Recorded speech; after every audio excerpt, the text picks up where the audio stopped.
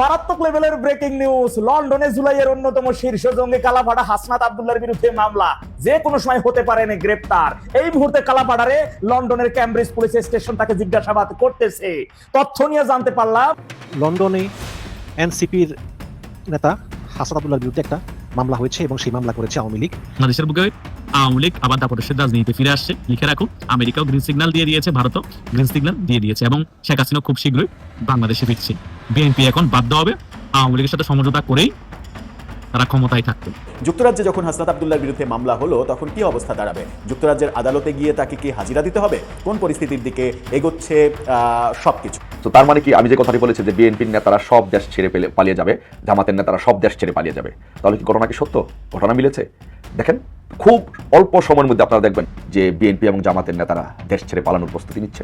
শেখ হাসিনাকে শর্ত দেওয়া হয়েছে ফেরার জন্য, কিন্তু শেখ হাসিনা স্পষ্টত বলেছেন কোনো শর্ত নয়, নিঃশর্তে স্বাধীন বাংলাদেশে তিনি একজন স্বাধীন নাগরিক হিসাবে, আওয়ামী লীগের প্রধান হিসাবে ফিরতে চান তিনি। বিএনপির হাইকমান্ডের পক্ষ থেকে আওয়ামী লীগের শীর্ষ নেতৃত্বের কাছে একটি অলিখিত রাজনৈতিক প্রস্তাব পাঠানো হয়েছিল।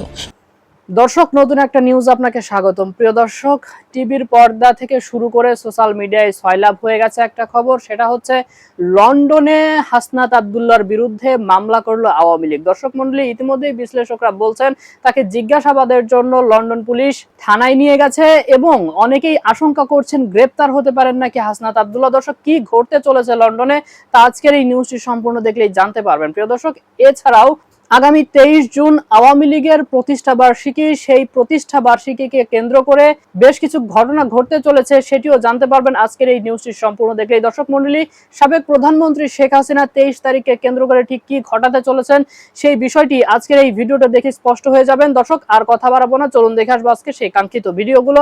তবে তার আগে বলবো, যারা এখনো চ্যানেলটি সাবস্ক্রাইব করেননি অবশ্যই চ্যানেলটি সাবস্ক্রাইব করে পাশে থাকা বেল আইকনটি ক্লিক করে দিন। আর যারা ইতিমধ্যেই চ্যানেলটি সাবস্ক্রাইব করে রেখেছেন তাদেরকে অসংখ্য ধন্যবাদ। তো চলুন দর্শক, ভিডিওটিতে একটি লাইক দিয়ে আমরা ধারাবাহিকভাবে সবগুলো ভিডিওর আলোচনা দেখে আসি। মারাত্মক লেভেলের ব্রেকিং নিউজ। লন্ডনে জুলাইয়ের অন্যতম শীর্ষ জঙ্গি কালাপাড়া হাসনাত আব্দুল্লাহর বিরুদ্ধে মামলা, যে কোনো সময় হতে পারেন গ্রেপ্তার। এই মুহূর্তে কালাপাড়ারে লন্ডনের ক্যামব্রিজ পুলিশ স্টেশন তাকে জিজ্ঞাসাবাদ করতেছে। তথ্য নিয়ে জানতে পারলাম ওই কালাপাড়া সহ ওর সাথে আরো কিছু মব সন্ত্রাসী জুলাই জঙ্গিরা একটা জায়গায় ঘুরতে যাচ্ছিলেন। পথিমধ্যে রাস্তায় পাশে থাকা কোনো একজন লন্ডন বাংলাদেশি প্রবাসী ব্যক্তি ওদেরকে দেখে চিনতে পেরে বলতেছে, কে টেররিস্ট, কি রে জঙ্গি। এই কথা ওদের কানে শোনা মাত্রই ওরা গাড়ি থামাইয়া গাড়ি থেকে নাইমা সেই জনক ব্যক্তিকে খুব ধরনের মারছে, মপ করে তাকে মেরে রাস্তায় ফেলে রেখেছে।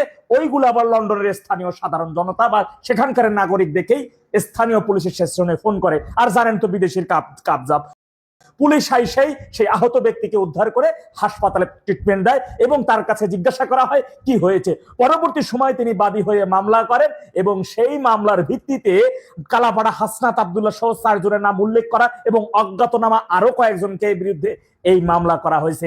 এরই মধ্যে সেই 4 জনের ভিতরে এহতেসাম নামক একজনকে জিজ্ঞাসাবাদ করেছে পুলিশ এবং সেই গাড়িতে আরো কারা কারা ছিল, কারা কারা এই ব্যক্তিকে মেরেছে, সে পপ করে ওই জুলাই জঙ্গি সবার নাম বলে দিয়েছে।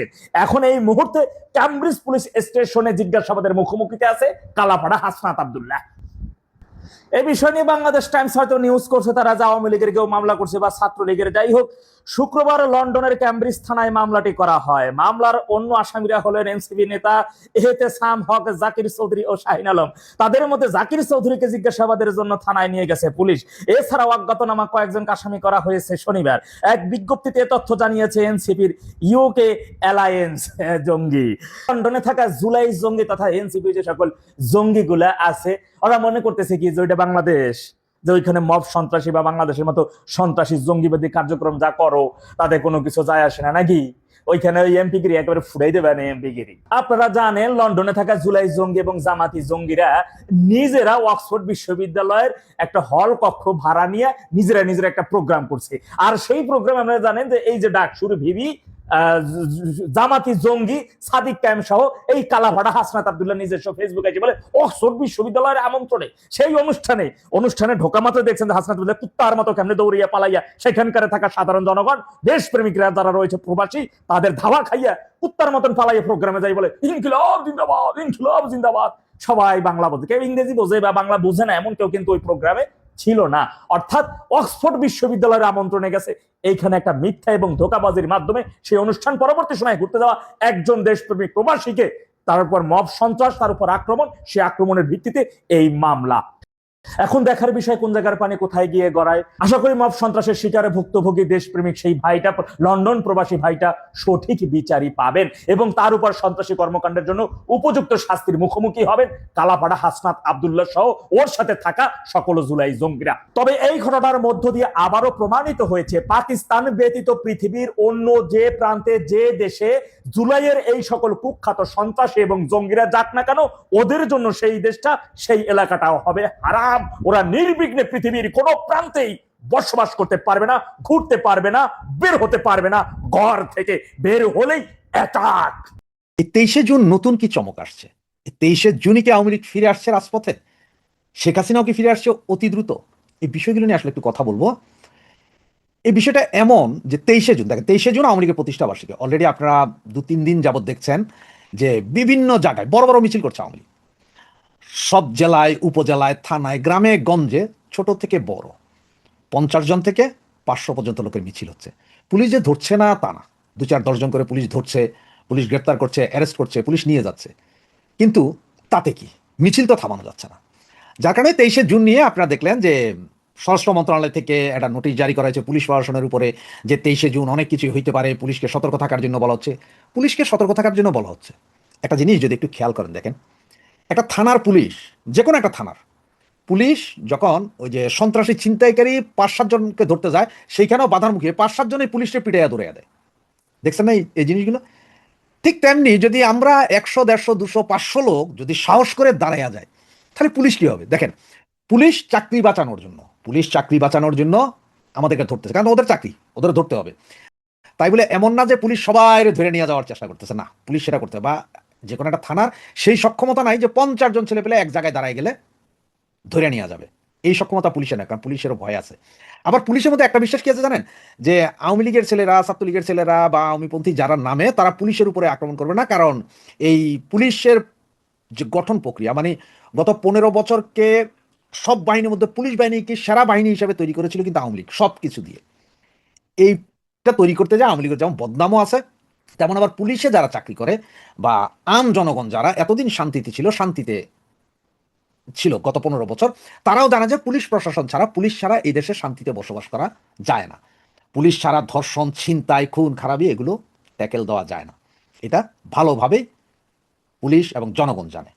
আর আওয়ামী লীগের যে মিছিলগুলো হয়, এই মিছিলগুলোতে এখন জনসাধারণের সম্পৃক্ততা বাড়ছে, মানে আম জনগণের সম্পৃক্ততা বাড়ছে। তো যার কারণে 23শে জুন সরকারের ভিত অলরেডি কেঁপে গেছে। সরকার নাকি গত 2 দিন আগে, বাংলাদেশের যে সরকার আছে এখন আর কি, আপনার পরাধীন প্রধানমন্ত্রী, তিনি তার দল একটা চুক্তি মতো করার চেষ্টা করছে আওয়ামী লীগের সাথে, লিখিত না, মানে ভার্বাল চুক্তির মতন, যে আপনারা আসেন, আপনারা রাস্তাঘাটে থাকেন, কোনো সমস্যা নাই, মিছিল মিটিং করেন, আপনারা জামাত আর এনসিপিকে ঠেকান, শর্ত হইলো যে আমাদের 5 বছর ক্ষমতায় থাকতে দিতে হবে, মানে মামার হাতের মোয়া দেওয়া। মানে ওনাদের দ্বারা তো জামাত আর এনসিপিকে ঠেকানো সম্ভব হইতেছে না, কারণ ওনাদের নিজের মধ্যেই রয়েছে গুতাগুতি, সম্ভব হইতেছে না। সুতরাং আওয়ামী লীগ এসে এদের ঠেকাবে, ওনারা শান্তিতে দেশ শাসন করবেন, যা দোষ পড়বে সব আওয়ামী লীগের। সুতরাং আওয়ামী লীগ সভানেত্রী নাকি, যতটুকু শুনেছি আমাদের জননেত্রী শেখ হাসিনা, উনি মানেন নাই। কারণ উনি কি বিএনপির লাঠিয়াল হিসেবে জামাত এনসিপির ঠেকাইবেন? কেন জামাত এনসিপির উনি কেন ঠেকাইবেন? সুতরাং এটা মানেন নাই। সুতরাং ওনাদের মনে কষ্ট। এখন ওনারা চাইতেছেন যে মানে আওয়ামী লীগ যদিও বা ফিরে আসে বা আওয়ামী লীগকে একটু জায়গা দিই, তাইলে যদি জামাত এনসিপির আওয়ামী লীগ ঠেকায়। কেন? আওয়ামী লীগ কি কারো লাঠিয়াল? আওয়ামী লীগ কি জামাত এনসিপির ঠেকানোর জন্য আওয়ামী লীগ রাস্তায় নামবে আর আপনারা শান্তিতে থাকবেন?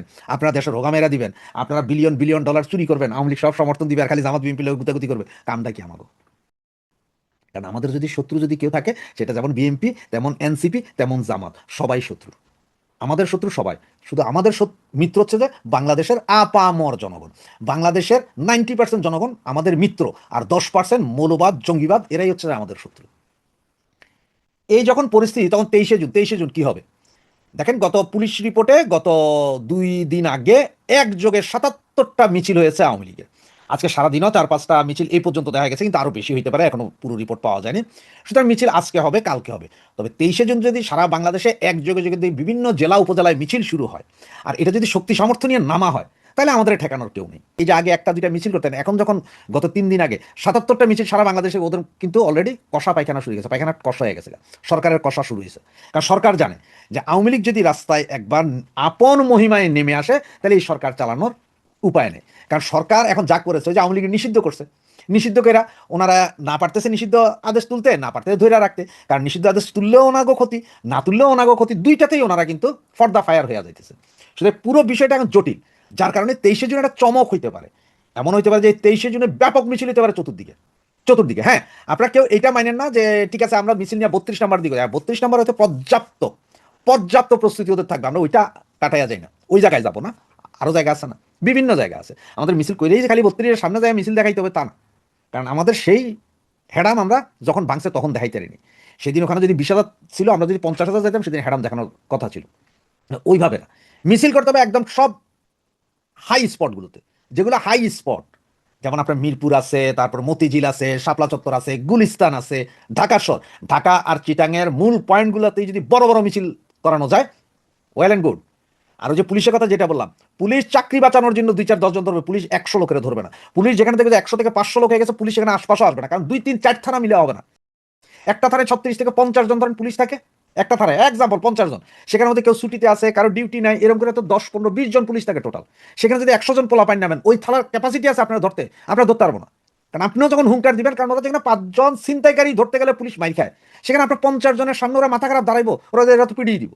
এই আতঙ্কটা পুলিশের, মায়ের খাওয়ার আতঙ্ক পুলিশের আছে। যদিও পুলিশ বিশ্বাস করে যে আওয়ামী লীগ মারবে না, কিন্তু মায়ের খাওয়ার আতঙ্ক তাদের মধ্যে আছে, সবার মধ্যে না থাকলেও 5 জনের মধ্যে আছে। ওসিগুলো হয়তো একটু সামনে আসবে, কিন্তু আপনি যখন ধরে যাবেন তখন দেখবেন ওসিও ল্যান্ড হইয়া দৌড়াইতেছে। হচ্ছে মূল। শুধু 23 তারিখ মাথায় রাখেন, এই 23 তারিখ যদি একটা বৃহৎ কিছু ঘটানো যায়, এটাই আমাদের জন্য সবচেয়ে সুফল বয়ে আনবে। নরেন্দ্র মোদী এবং ডোনাল্ড ট্রাম্পের বৈঠকের পর আমেরিকা গ্রিন সিগন্যাল দিয়ে দিয়েছে ভারত, এবং ভারতও গ্রিন সিগন্যাল দিয়ে দিয়েছে বাংলাদেশ আওয়ামী লীগকে এবং শেখ হাসিনাকে। একটা জিনিস আপনারা লক্ষ্য করেছেন যে বাংলাদেশের মধ্যে দিন দিন বাংলাদেশ আওয়ামী লীগ সংগঠিত হচ্ছে এবং বাংলাদেশ আওয়ামী লীগের শক্তি সামর্থ্য দেখাচ্ছে এবং রাজপথ জয় বাংলা স্লোগানে প্রকম্পিত করছে। এটা কিন্তু এমনি এমনি হচ্ছে না। বড় বড় পরাশক্তিগুলো গ্রিন সিগন্যাল দিয়েছে বিদায় বাংলাদেশ আওয়ামী লীগ সংগঠিত হওয়ার সাহস পাচ্ছে এবং রাজপথে নেমে রাজপথ দখল করার সাহস পাচ্ছে। যতই দমন নিপীড়ন করা হচ্ছে বাংলাদেশ আওয়ামী লীগের নেতা কর্মীদেরকে, ততই বাংলাদেশ আওয়ামী লীগ সংগঠিত হয়ে বড় বড় বিক্ষোভ মিছিল করছে রাজপথে। এটা কিন্তু আপনাদের খালি চোখে দেখলে মনে হবে ব্যাপারগুলো সিম্পল, আসলে সিম্পল না। আস্তে আস্তে করেই কিন্তু বড় রাজনৈতিক দলগুলো ক্ষমতাচ্যুত হলে এভাবেই ঝটিকা মিছিল থেকে বিক্ষোভ মিছিল এর মাধ্যমে রাজনীতিতে ফিরে আসে এবং আন্দোলন সংগ্রামের মাধ্যমে রাজপথ দখল করে এবং কূটনীতিকভাবে তাদের যে সকল মিত্র থাকে বড় বড় পরাশক্তিগুলো, তারা বিতর্গতভাবে কূটনৈতিক সমর্থন দিয়ে যায়। ভারত অনেকদিন ধরে বাংলাদেশ আওয়ামী লীগকে কূটনীতিকভাবে সাহায্য সহযোগিতা করে আসছিল এবং সমর্থনও দিয়ে আসছিল। এখন কিন্তু বিতর্গতভাবে আমেরিকাও বাংলাদেশ আওয়ামী লীগের বিষয় নিয়ে পজিটিভ। কেন পজিটিভ? কারণ ভারত আমেরিকার স্বার্থ হাসিলের জন্য আমেরিকা যে সকল প্রস্তাব দিয়েছে, সে সকল প্রস্তাবে মোটামুটি ভারত রাজি হয়ে গিয়েছে ডোনাল্ড ট্রাম্প এবং নরেন্দ্র মোদীর ওই বৈঠকের মধ্যে। সেই কারণে বাংলাদেশের রাজনীতির বিষয় নিয়ে ডোনাল্ড ট্রাম্পও ভারতকে ছাড় দিবে। তার মানে কি? তার মানে হচ্ছে একটি অঘোষিত গ্রিন সিগন্যাল আওয়ামী লীগের ব্যাপারে আমেরিকা দিয়ে দেওয়া। সেই কারণেই 23শে জুনকে ঘিরে এত আয়োজন। সেই কারণেই ভারত এখন বিএনপি সরকারকে এত বেশি প্রেসারে রাখতে পেরেছে। সীমান্তের মধ্যে উত্তেজনা তৈরি করে প্রেসারে রেখেছে, বাণিজ্যিকভাবে প্রেসারে রেখেছে, আমদানি রপ্তানির বিষয় নিয়ে প্রেসারে রেখেছে এবং আরো বিভিন্ন কূটনৈতিক বিষয় আছে, সে সকল বিষয় নিয়ে প্রেসারে রেখেছে। এখন বিএনপি সরকার একেবারে কোণঠাসা অবস্থায় আছে, ধরিমা না কেঁদে বাঁচি এই অবস্থাতেই আছে। তারা এখন একেবারে পাকিস্তান ঘেঁষা হয়ে গিয়েছে, পাকিস্তানের সাথে কথা বলে পরামর্শ নিচ্ছে কিভাবে ভারতের এই চাপটা মোকাবেলা করা যায়। আমেরিকা তো এখন নিউট্রাল থাকবে, কারণ আমেরিকা তাদের স্বার্থ হাসিলের জন্য ভারতকে কিছু প্রস্তাব দিয়েছে, সেই প্রস্তাবগুলো ভারত মেনে নিয়েছে। সেই কারণে এখন বাংলাদেশের মধ্যে ভারতকে স্পেস দিয়েছে, ভারত যাতে তাদের আধিপত্য আবার বিস্তার করতে পারে এবং বাংলাদেশের মধ্যে বাংলাদেশ আওয়ামী লীগের রাজনীতিকে আবার ফিরিয়ে আনার জন্য যে সকল কূটনীতিক ব্যবস্থা নেওয়া সেটা নিতে পারে। সেই কারণেই কিন্তু দেখতে পাবেন আওয়ামী লীগ দিন দিন শক্তিশালী হচ্ছে, দিন দিন সংগঠিত হচ্ছে, দিন দিন তাদের ভয়েস রেস হচ্ছে। এটাই হচ্ছে রিয়েলিটি। আমি আপনাদেরকে আগেও বলেছিলাম, এখনো বলছি, সামনেও বলবো যে আমেরিকা যাদের বন্ধু তাদের শত্রুর প্রয়োজন নেই। আমেরিকার তাদের স্বার্থ হাসিল হয়ে গেলে বা তার থেকেও বড় স্বার্থ অন্য জায়গায় হাসিল করতে পারলে তার আরেক বন্ধুর কথা মনে থাকে না, তাকে ছুড়ে ফেলে দেয়। সে বাঁচুক না মরুক সেটা মনে রাখে না। এখন ভারতের সাথে অনেক ধরম মহরম সম্পর্ক করছে আমেরিকা, আরো বড় স্বার্থ ভারতের সাথে জড়িত আছে। সো বাংলাদেশের স্বার্থ এখন আমেরিকা সম্পূর্ণরূপে চিন্তা করবে না। বিএনপি রেজিম পরিবর্তন হলে বিএনপি নেতাদের কি হবে, বিএনপি নেতা কর্মীদের কি হবে, এনসিপি টোকাইদের কি হবে, জামাতের কি হবে। আওয়ামী লীগ আবার ক্ষমতায় বসলে তাদেরকে তো একেবারে দাফন করে ফেলবে। আমাদের রাজনৈতিক দল বিএনপি একেবারে মুছে যাবে। বিএনপি এই সকল কথা একেবারেই আমেরিকা চিন্তা করবে না এবং চিন্তা করেও না।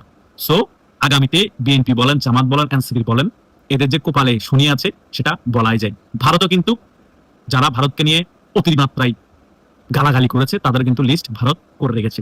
সকল লিস্ট অনুযায়ী আওয়ামী লীগকে বাংলাদেশে আবার ক্ষমতায় বসিয়ে একেবারে খেলে দেওয়া হবে। কোন ধরনের সাহায্য সহযোগিতা আমেরিকা তাদেরকে করবে না এবং পাকিস্তানের আইএসআই কে একেবারে বাংলাদেশ থেকে চিরতরে নির্মূল করে দেওয়া হবে।